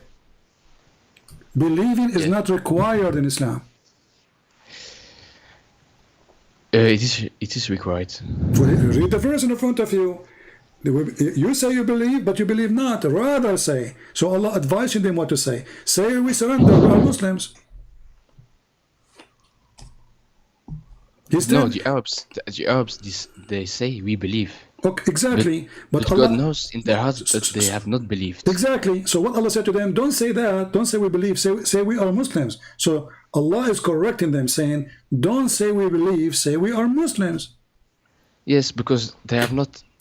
Faith has not entered their hearts. Exactly. So a Muslim is somebody his faith did not enter his heart. Yeah, you got me. But how in the world this is religion? So this God is teaching us to be hypocrite. He don't care if we believe or not. He's just saying, say we Muslim. But we don't believe in you. Say, just say we are Muslim. Don't care. Yeah, you just said that. You agreed with me. You just said you got me. You believe not, but rather say. He is teaching them what to say. Don't say we believe. You don't believe. Believe did not enter your heart. But you should say we are Muslims. Yes, because you either submit to the true they authority or to the false authority. My friend, they did. Allah telling them what to say now. They did already. They say shahada. So they say we believe. He said, no, don't say we believe. We don't believe. Say we are Muslims. No, it doesn't say you are Muslim. Say it says, here we go. No. You see, you are reading translation, my friend. Let me read for you in Arabic. I'm sure if you do not know Arabic, you speak a little bit Arabic, right? Okay. It says, here we go. Okay. قل لم تؤمنوا ولكن قولوا أسلمنا. Do you see it? Yeah. Okay. Yes, أسلمنا. أسلمنا. So say we are Muslims. Correct? Yes. Okay. So he's saying to them, don't say you don't believe, huh? But you should say we are Muslims. So how in the world, what kind of religion says you are not a believer, but you should say we are Muslims? Jesus will not accept that. Jesus, he warned us from hypocrite. He said, not everyone says to me, Lord, Lord, God, God will enter the kingdom of my Father, but the one who will do his will. Muhammad saying the opposite. Muhammad saying, you can be. But if you obey God and his messenger, how you can obey God? Okay, hold on. So you are saying to me, you obey Muhammad, you are a Muslim, even if you don't believe in Muhammad. What kind of religion this religion is? No. If you obey God and his messenger, the next verse you say, the believers are but those who believe in God and his messenger. No, it doesn't say that. He says, yes, no, he says you believe not. Here we read with me carefully. He says, and you believe not, and faith did not even enter heart.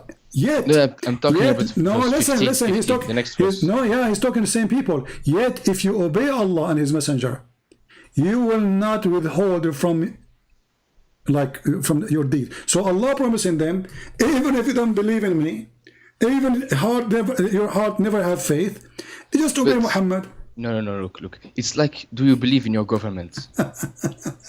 They don't believe in the government. They just, a verse says... But you submit to the government. You have to pay your taxes. But you don't believe in it. No, listen. So you are saying to me, your prophet is a government, and the Muslim don't believe in this government. I'm saying... So that's mean Muhammad is a fraud. Those Muslims, they believe Muhammad is a fraud, is a scam. They refuse to believe in him.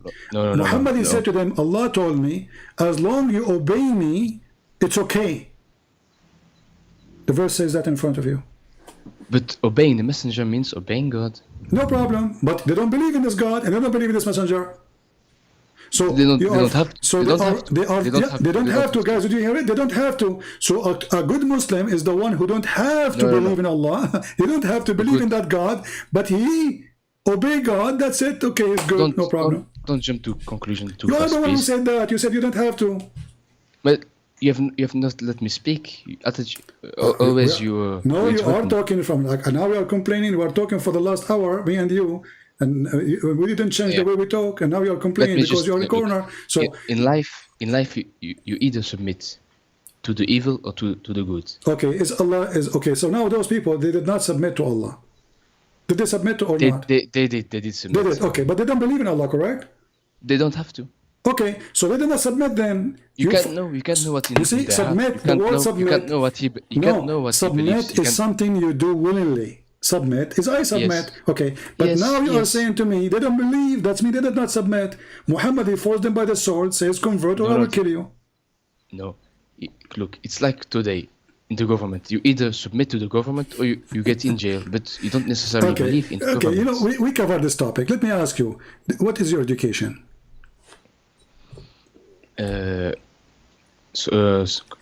Programming. That's wonderful. Yeah. Did Allah program you? Yes. He programmed you. Yes. So you believe in destiny? Yes. Okay, so how you talk about belief if it's a destiny anyway? Allah destined for you to be a Muslim, correct? Well, yes. Okay, Allah destined for me to be a Christian, correct? Maybe you'll not later. No, Allah He destined for me to be a Christian, yes or no? I don't know what your destiny is. No. Allah is the one who destined for me wherever I am, correct or no? Yes. Okay, so how Islam is exist then? If it's a destiny anyway, so you believe, you don't believe, it's not, you are not believing anyway, it's a destiny. Islam is the most stupid religion because... No, it means you have your own choice. What is the choice? Okay, what is the choice? You just said to me destiny. No, in the Quran says you have the own choice. Where it says in the Quran, everything. In Surah Baqarah 254, I think, of 256. Chapter 2? Yes. Verse 2 what? It's after 255, I think. The Quran 255. Yes. You are sure? Of 256. Right. Okay, let us see. Let us see where we will end. Okay, let us see. Here we go. Yes, 256. No compulsion is there in religion, in doctrine. So if there is no compulsion, you are free to do what you want to do. Where it says that? 256. Where it says there's the compulsion in religion? No compulsion in doctrine. Okay, where it says that, this is what does that mean? You have a free soul. You do whatever you want. Okay, so chapter 9 verse 29 says, kill those who don't believe in Allah. No. How Chapter 2. I understand. So how this is, it says this is abrogated. This Muhammad when he was weak. Muhammad when he had no army, he was speaking actually not only to he was speaking to the Christians. Listen, he was speaking to Christians, the Jews. He was speaking to the Arab. Listen. He was speaking to the Arabs, saying to them, you cannot force your children not to convert to Islam. So he was not talking about not to force you to convert to Islam, because Muhammad himself, he ordered in the Quran, and you said you believe in the Quran, chapter 9, verse 29, kill those who don't believe in Allah, correct? No, I say this verse is not abrogated. No problem. If this is not abrogated, that means the contradiction in chapter. No. Okay, chapter 9, verse number 29. Can you read it for me? Chapter 9. Does it say, fight and kill those who don't believe in Allah in the last day, and they don't forbid what Muhammad forbid, specifically the Christian and the Jews? Wait, I'm gonna read it. What verse? Chapter 9, verse number 29. 29, okay.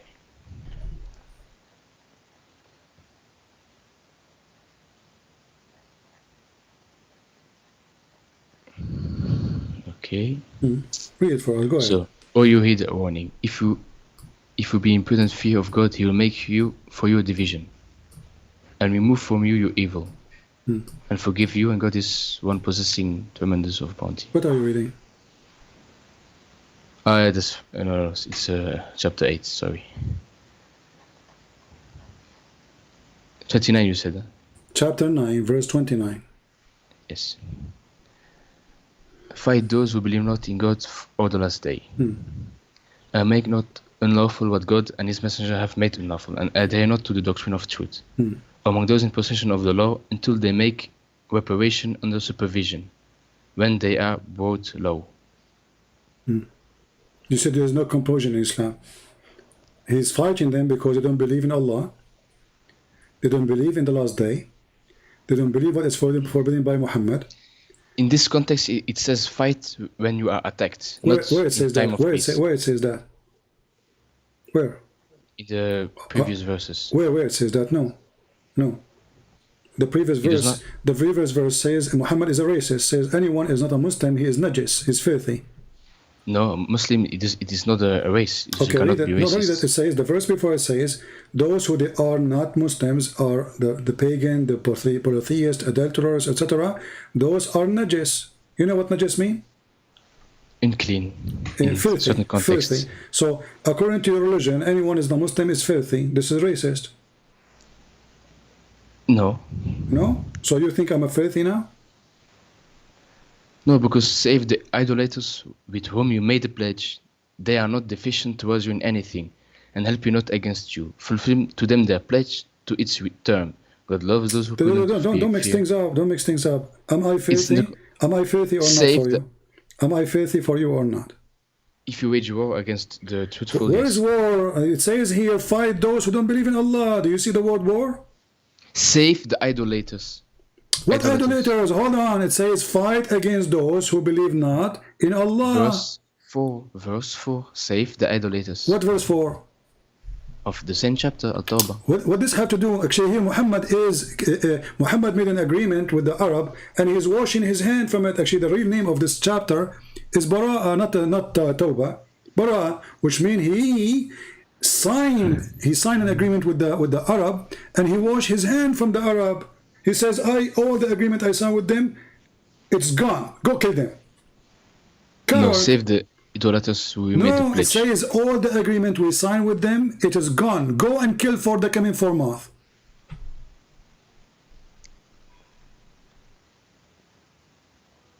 Yes, fulfilled. Okay. Secondly, your prophet, he did not have any agreement with the Christians. So why in chapter 9, verse number 29, saying kill the Christians? What the Christians did? The answer is very simple. In verse number 28 it says, because now he killed the Arab, he took over the Kaaba, and he forbid them from coming. He says, if you are afraid that you will be poor, you will suffer from poverty, don't worry. Attack the Christian and the Jews and take their money. Read it. Right away, the verse after it. If you are afraid, people of Mecca, if you are afraid, Arab, Muslims, if you are afraid that you will be poor now because we killed all the Jews, you're talking about verse 30. We killed all those who don't believe in me. You are afraid that you will fear poverty. Don't worry, Allah will give you His bounty. What is the bounty? Fight against the Christian and the Jews, kill them, and force them to pay jizya. So it was for money. Yes, but what verse you're talking about? Verse 30. Chapter 9, verse 29, verse number 28. 29, okay. So he want to kill them for a very simple reason. Doesn't say there anywhere because they are fighting you. No. Fight, this is specific for the Christian and the Jews. Fight those against those who don't believe in Allah. Doesn't matter who. Jizya. Jizya does not mean what you think it is. What does it mean? The verse, it says, until they make reparation under supervision when they are brought low. Law. That's my law. Okay, does it say you have to bring them law? Low. Okay. Means lower. Low, like under your shoes. Yes. Okay, so jizya mean to humiliate the Christians, to put them under your shoes.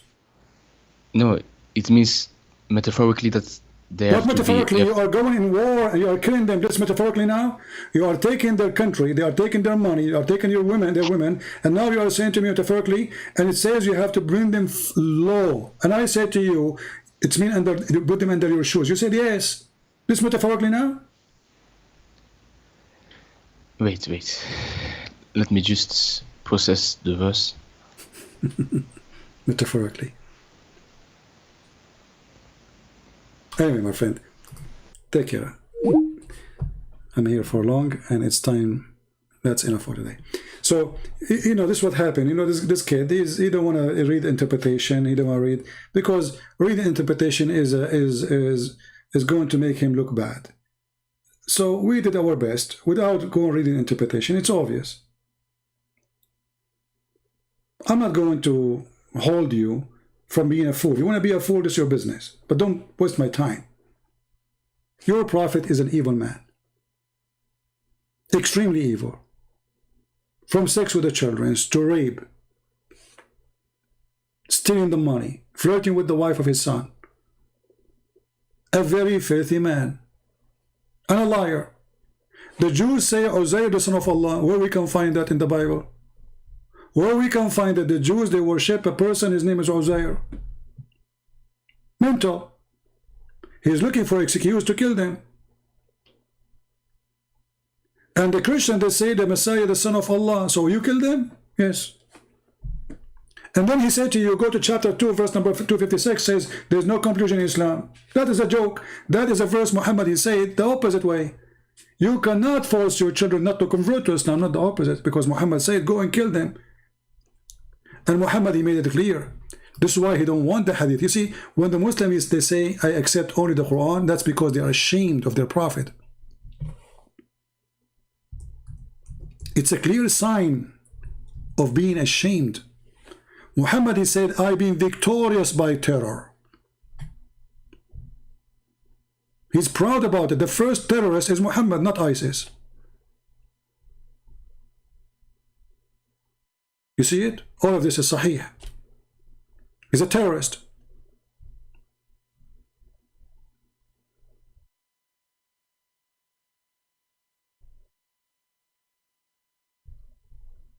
If Muhammad exists right now, in our time, our Marines will be hunting his ass with no mercy. And they will send the dog like they did to the Caliphate to get him from his tail. This is Muhammad. He is the first terrorist. You see, they lie when they say ISIS are not Islam. When Muhammad is saying, I am the first terrorist.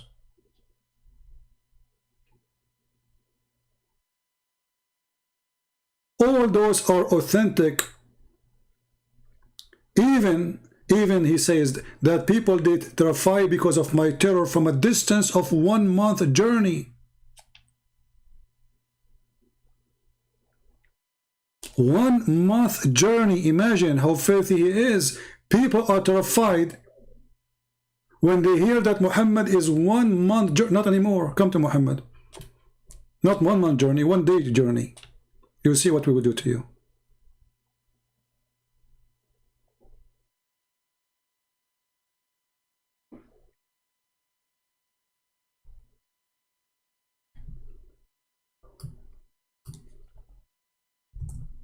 Muhammad, he says, I've been ordered to kill all mankind. The Muslim Abdul, he's smart, he says, oh, it says to fight all mankind, not to kill. To fight, to kill them. I've been ordered to kill all mankind until they say I'm a prophet. All mankind. People who fought him, don't fought him, doesn't matter. This is why ISIS are going all over. And he put conditions. Not only you have to say Shahada, you have to pray. Not only you have to pray, you have to pay him. Not only you have to pay him, you have to eat as he eat. Not only you have to eat as he eat, you have even to say what he say.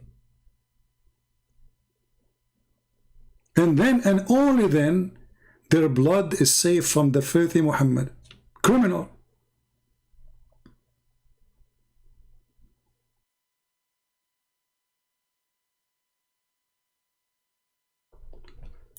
And then you will see a stupid people like Joe Biden and others saying to you, the Prophet of Islam, he said this, quoting the filthy criminal. Nobody want to say the truth. These days, the more hypocrite you are, the more lovely you are. The second you quote what Muhammad said, you will say you are spreading hate. I'm quoting what Muhammad said, or you are spreading hate. So you agree that Muhammad is the prophet of hate, yes. But they don't dare to say it.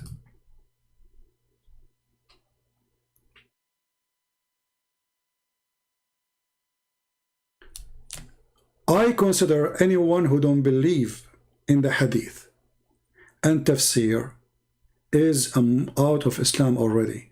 Actually, Muslims, they have fatwa about it, that somebody don't believe in the hadith, he is not a Muslim anymore. He is an apostate. And this is a very good thing, by the way. They feel ashamed of their prophet, so they don't want to delete the biography of their faithful prophet. And then they try to hide behind the book, it's called the Quran, so they can play with the meaning, but they cannot do that. The Quran is the most stupid book ever. When the Quran says sperm coming from the backbone, and the Muslim, they start saying, oh no, it doesn't say there, it says from the backbone, it says from the side of itself. Actually, there's a Muslim, he posted there in one of the comment. Let me see which one. Yeah, I think I did not copy it.